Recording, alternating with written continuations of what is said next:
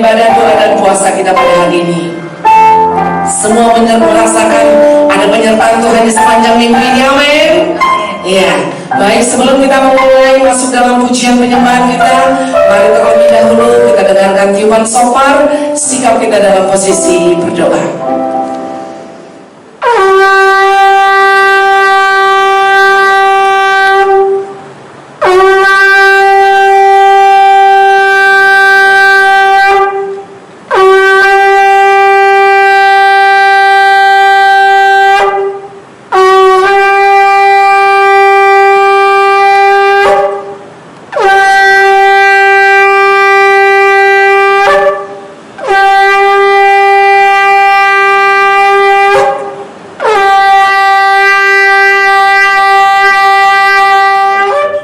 Sebelum kita memulai ibadah kita pada hari ini, mari kita bersatu di dalam doa.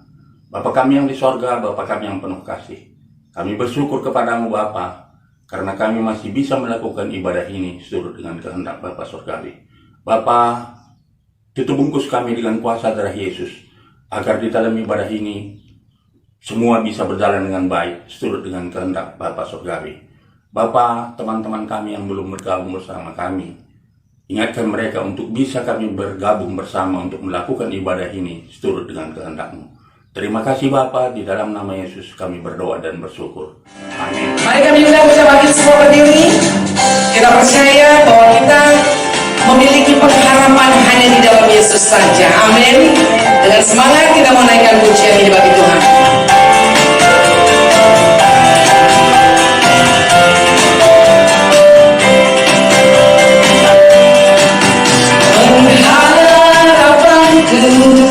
Hanya Yesus saja yang mati atas Golgota.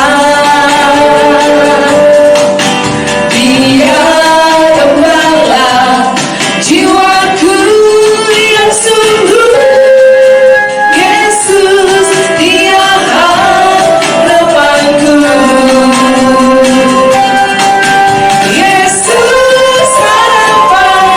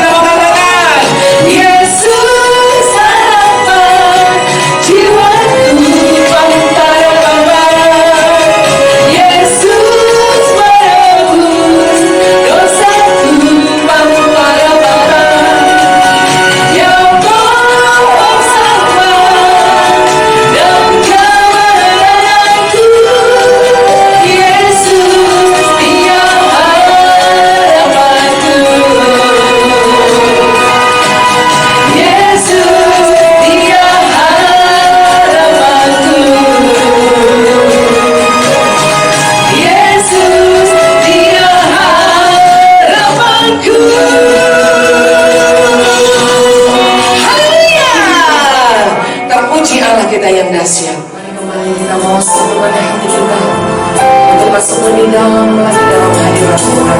Kita merasakan bahwa sukacita surgawi hanya ada dalam Yesus Kristus. Dengan hati yang sungguh-sungguh menyembah, kita hampiri hadirat Tuhan.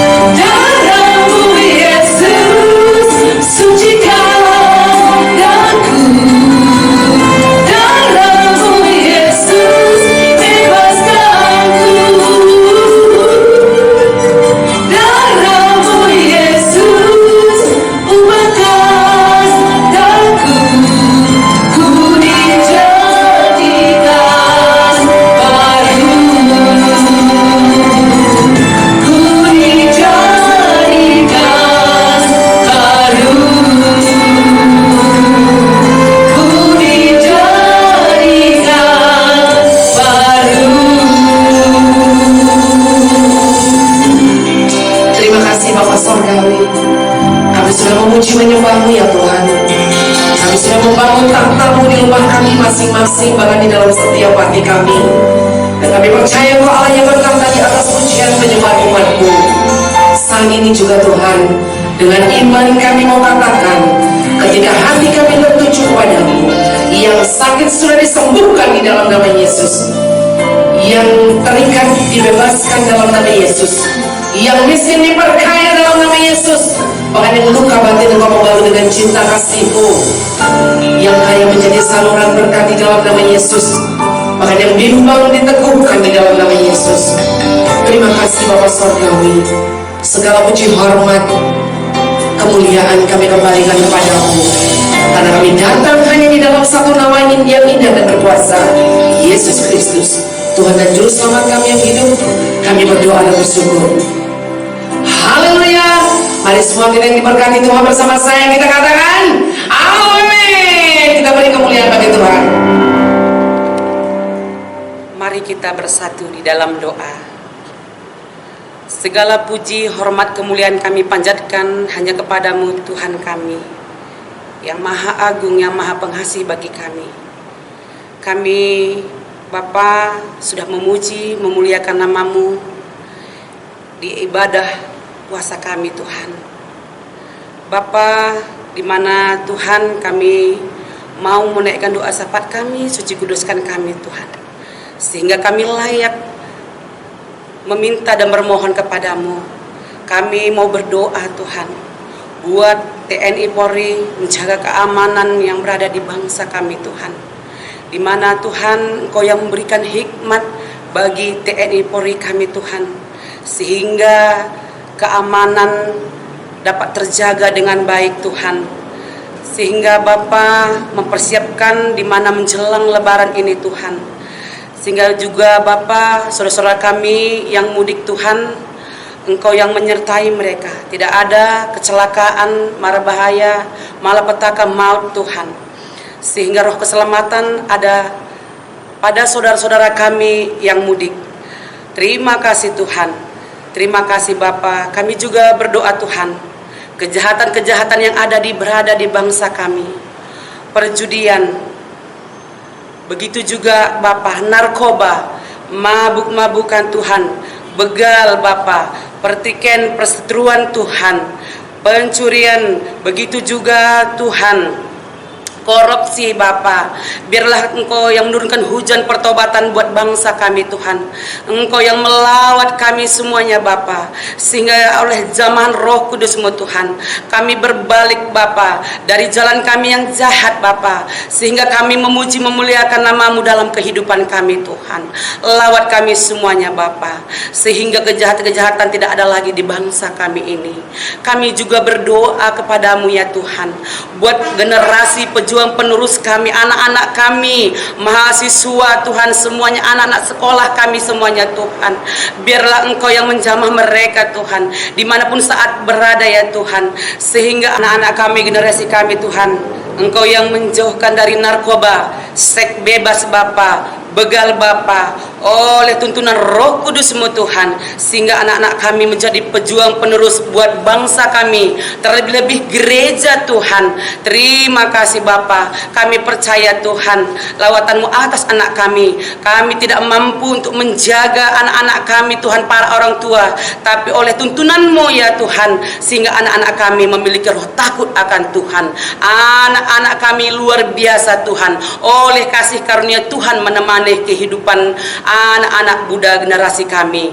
Bapa yang baik, di mana juga ya Tuhan, di pasca lebaran ini nantinya Tuhan, Engkau yang proteksi kami semuanya Tuhan, sehingga tidak ada lonjatan-lonjatan virus bagi kami Tuhan, Omikron atau COVID-19 Tuhan, sehingga pemerintahan kami Bapa dapat mengatur prokes bagi kami masyarakat Bapa, sehingga juga kami masyarakat juga Tuhan dapat mematuhi protokol kesehatan, sehingga Bapa tidak ada lonjakan atau ledakan penyakit virus. Kami percaya Tuhan, kami bermohon kepada-Mu Bapa atas lawatan-Mu, sehingga Engkau yang mengangkat virus Omikron COVID-19 di bangsa kami, limpahkan ke bangsa-bangsa.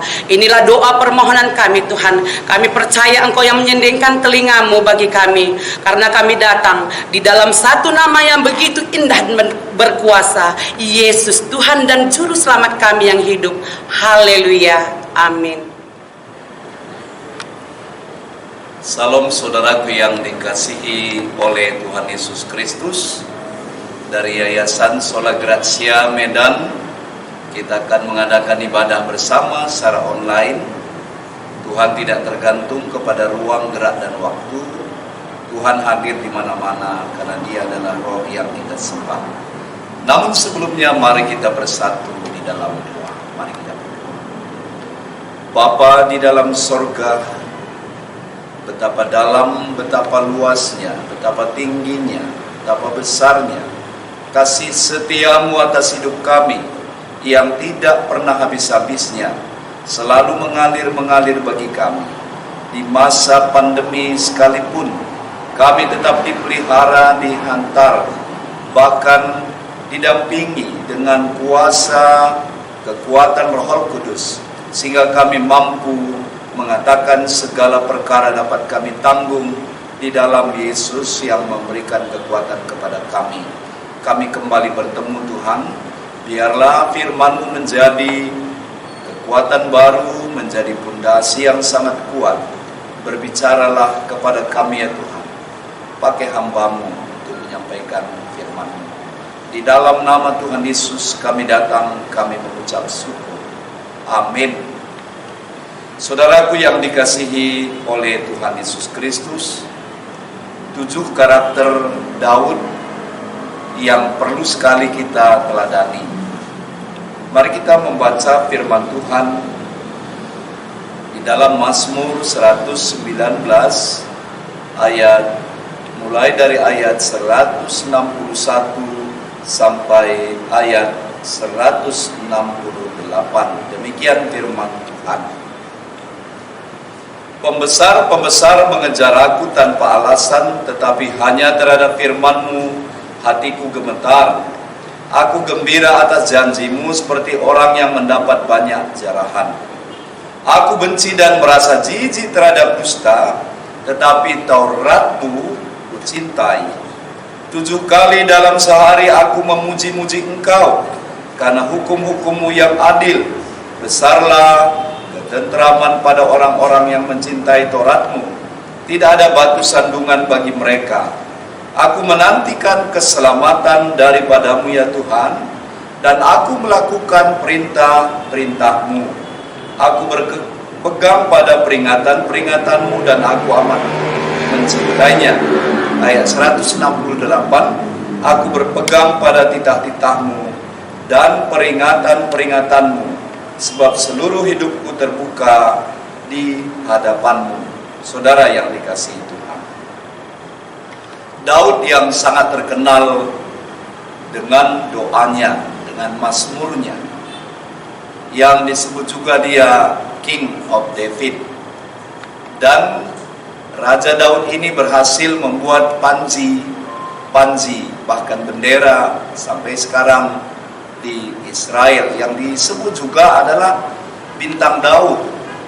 Bahkan seluruh sisinya sama, ada makna keadilan yang disampaikan bagi seluruh rakyat Israel.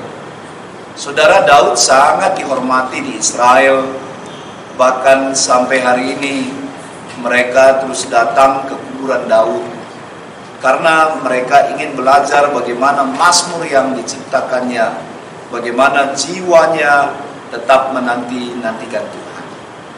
Saudara yang dikasihi Tuhan, ada 7 karakter yang perlu kita lihat dari Daud ini. Pertama, dia percaya sepenuhnya kepada Allah. Dia sedikit pun tidak keluar dari jalur kebenaran Taurat Tuhan. Dan dia terus ikuti Taurat itu. Maka dia katakan, firman-Mu adalah pelita bagi kakiku, terang bagi jalanmu. Pada saat aku mengamati firman-Mu, merenungkannya siang dan malam, disitulah aku menjadi kuat. Jadi Pertama, karakter Daud adalah percaya sepenuhnya kepada Allah. Saudara yang dikasihi Tuhan, ini luar biasa. Kata percaya di sini tidak sekedar to believe, tapi to trust. Karena kalau hanya percaya, iblis juga percaya kepada Tuhan, tetapi tidak menyembahnya. Nah, tapi di sini kata percaya, menyerahkan hidupnya adalah mempercayakan diri, to trust kepada Tuhan. Dia percaya, dia serahkan seluruh pergumulannya, kekhawatirannya, masa depannya, bahkan kepemimpinannya sekalipun dia serahkan kepada Tuhan. Hal-hal terkecil dia tidak pernah lewatkan bersama Tuhan. Nah, ini yang dinamai percaya sepenuhnya pada Tuhan. Yang kedua, dia tidak pendendam, saudara. Ya, ada saatnya dia sebenarnya memiliki kesempatan untuk membunuh rivalnya Saul. Dia di Gua Adulam. Tetapi Daud ini memang orangnya tidak pendendam. Bahkan dia berhasil memotong jumbai jubahnya Saul. Lalu dia berkata bahwa jumbai jubahku telah aku potong. Ada saatnya aku sebenarnya memberi kesempatan untuk membunuh engkau, tapi aku tidak melakukannya. Ini salah satu bukti bahwa dia tidak pendendam, saudara. Kenapa? Kalau kita baca di dalam Ayub 5 ayat 2, sesungguhnya orang bodoh dibunuh oleh sakit hatinya, dan orang bebal dibunuh, dimatikan oleh iri hatinya. Bagaimana saudaraku yang dikasihi Tuhan, barangkali ada yang ikut bersama kita dalam ibadah ini, masih adakah menyimpan deposito dendam di dalam diri kita? Dan itu membuat seluruh energi kita terkuras. Bahkan di dalam 1 Yohanes 3 ayat 15, siapapun yang membenci saudaranya, dia adalah pembunuh. Dan ketahuilah pembunuh tidak ada kehidupan, tidak ada surga baginya, tidak ada damai di dalam dirinya. Dia selalu mengingat-ingat kesalahan kepada orang lain. Jadi karakter yang kedua bagi Daud ini, dia tidak pendendam. Wah, enak sekali. Alangkah indahnya hidup ini jikalau tidak ada yang kita benci, tidak ada yang membuat hati kita panas hati, dan kita belajar mengampuni. Yang ketiga, karakter Daud ini senang sekali berdoa. Dia berdoa, bahkan dia selalu berada di bait Allah. Lebih baik 1 hari di pelataranmu daripada 1000 hari di tempat lain. Satu hal yang kurindukan, ya Tuhan,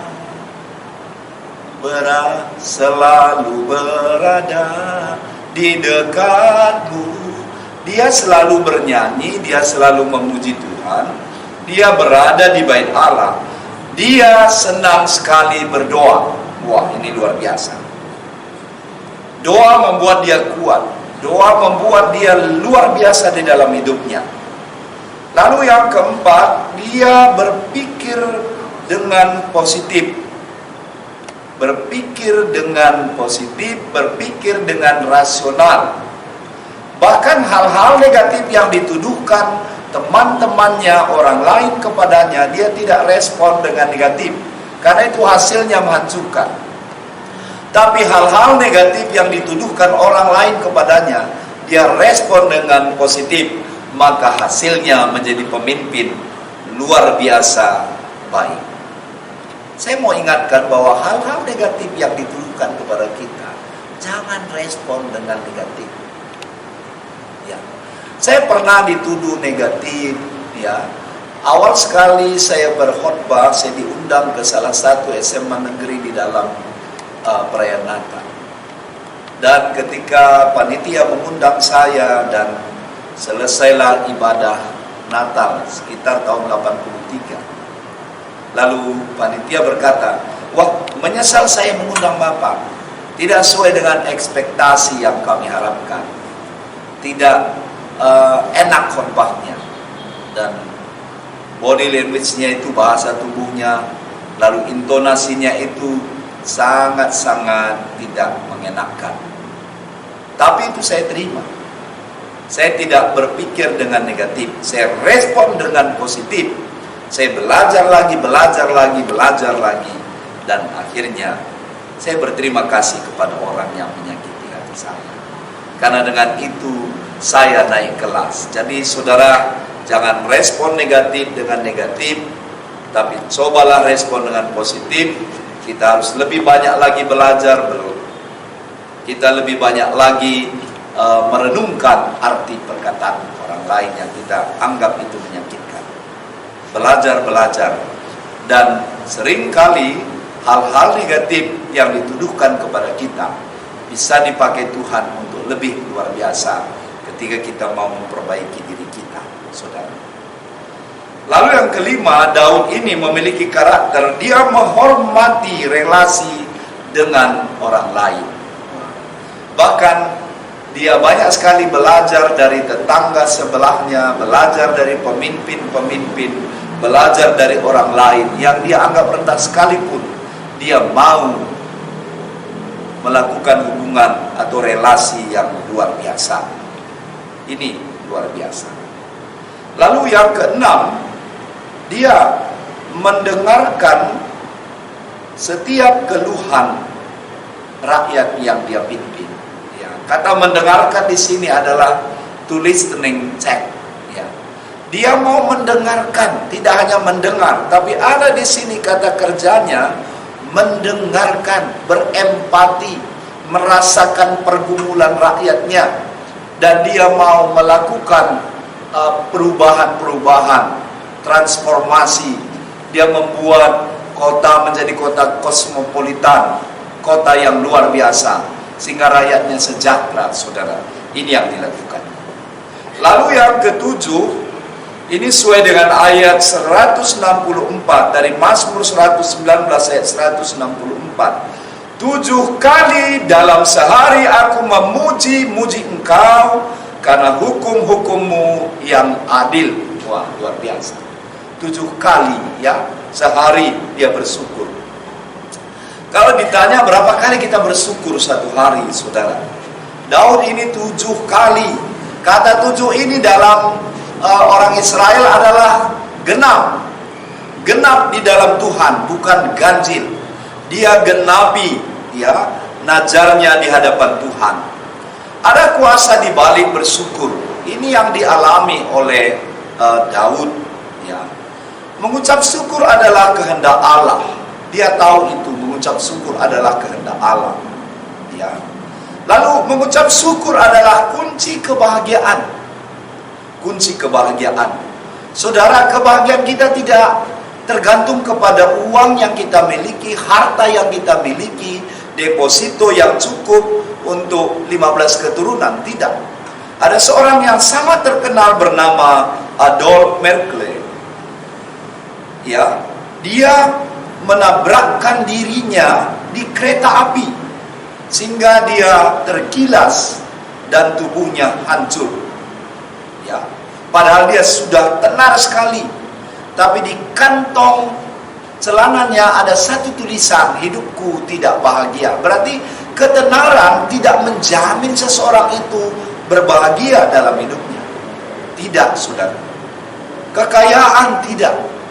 Bahkan artis yang sangat terkenal seperti Marilyn Monroe, dia menegak obat tidur, overdosis 100 obat tidur sehingga dia meninggal. Dalam bahasa Batak ya, dia modom saleleng-lelengnya ya. Akhirnya dia meninggal, saudara. Dia mau membius dirinya dengan kepentingan dunia.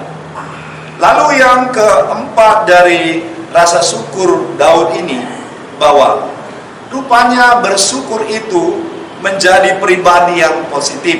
Nah, ucapkan selalu bersyukur. Bersyukurlah masa pandemi ini kita masih makan, masih hidup, masih bisa tersenyum, masih bisa beribadah ya. Begitu banyak orang yang barangkali tidak bisa mencapai itu.